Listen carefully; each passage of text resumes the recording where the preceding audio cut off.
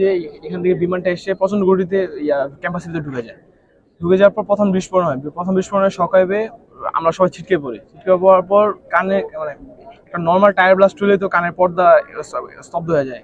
এই এত বড় বিমান বিস্ফোরণ হয়েছে। আমরা সবাই যারা বাচ্চা টাচ্চা ছিল, টিচার সবাই 2-3 মিনিট জন্য বুঝতে পারি না কিছু হয়েছে। 2-3 মিনিট পর যখন আমরা দাঁড়াই, কিছুক্ষণ পর থেকে আবার একটা বিস্ফোরণ হয় যে ফিউল ট্যাঙ্কের মধ্যে। ফিউল ট্যাঙ্কের বিস্ফোরণ হওয়ার পর আগুন চতুর্দিকে ছড়ায় পড়ে। ছড়ায় পড়ার পর কিছুক্ষণ পর আস্তে করে সামান্য একটা বিস্ফোরণ হয়, এটা সম্ভবত অক্সিজেন সিলিন্ডার বিস্ফোরণ। ওটা হওয়ার পর আগুনটা এত ভয়ঙ্কর মানে রূপ নেয় বলার মতো না।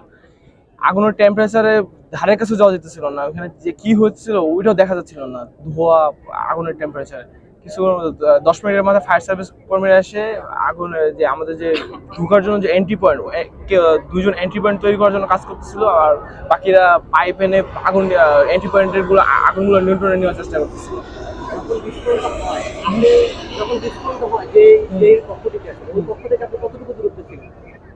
এই যে এই মাঠে ছিলাম, এই যে যে বিস্ফোরণের সময় মাঠেই ছিলাম, মাঠে বসে বসে সফট ড্রিঙ্ক খেতেছিলাম, খাবার খেয়ে সফট ড্রিঙ্ক খেতেছিলাম। মানে চোখের সামনে বিমান, হ্যাঁ, ভিতরে ঢুকে যায়।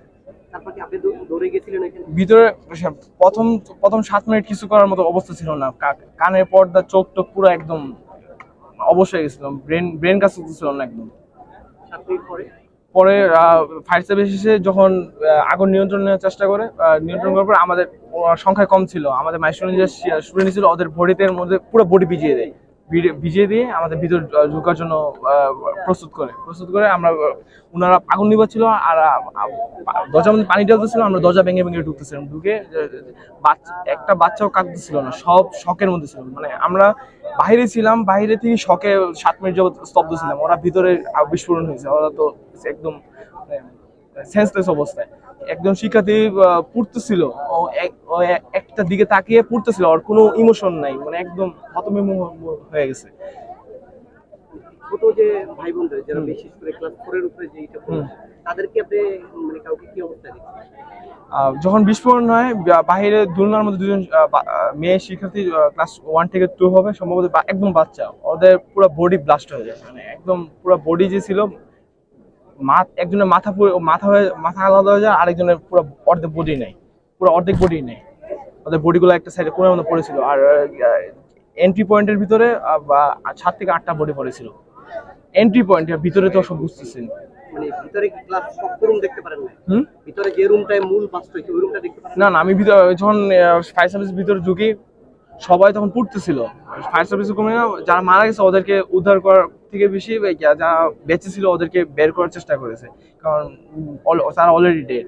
তোমার পরবর্তীতে ওরা কয়লা হয়ে গেছে একদম, মানে টেম্পারেচার এখানে মিনিমাম 1500 থেকে 1700 ডিগ্রি সেলসিয়াস তাপমাত্রা ছিল। তারপর জেট বিমানের ফিউলের ভিতরে ফিউলের টেম্পারেচার, মানে আগুনের তীব্রতা সামান্য যে পেট্রোল অকটেন এগুলোতে তো অনেক বেশি।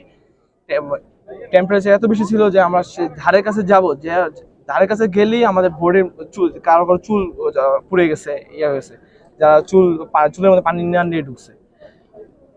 আসলে চোখের সামনে যে দেখলেন যে ছোট ছোট ভাই বোনরা আসলে এইভাবে পড়তেছে, তখন আসলে কেমন লাগে? এটা কেমন লাগতেছিল, এটা তো অবশ্যই মনে কি চাচ্ছিল যে আপনাদের একজন না, তখন এই ইমোশনালতে বেশি মানে বাঁচানোটা প্রয়োজন ছিল, এই জন্য বুকের উপর পাথর রেখে কাজটা করতেছিলাম একদম। আপনি ইনজুর্ড হলেন কি? একটা ফায়ার সার্ভিসের যখন একটা বাচ্চার বুকে পানি দিচ্ছিল, ওই বাচ্চার পুরো বডির প্রায় 50 থেকে 60% পুড়ে গেছিল। বাচ্চার বডি থেকে এমন স্মেল বেরোতেছিল, আমি মানে কিছুক্ষণ আগে টিফিন করে আমার বমি করতেছে, আর ওকে নিয়ে হাঁটতেছিলাম। পরে তার মধ্যে টেম্পারেচার 60 থেকে 70 ডিগ্রি সেলসিয়াস।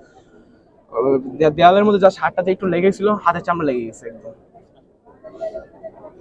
মানে দেওয়ালের টেম্পারেচার এত বেশি যে দেওয়ালের মধ্যে পানি ঢালতেছিল, পানি বাষ্পে উড়ে যেতেছিল।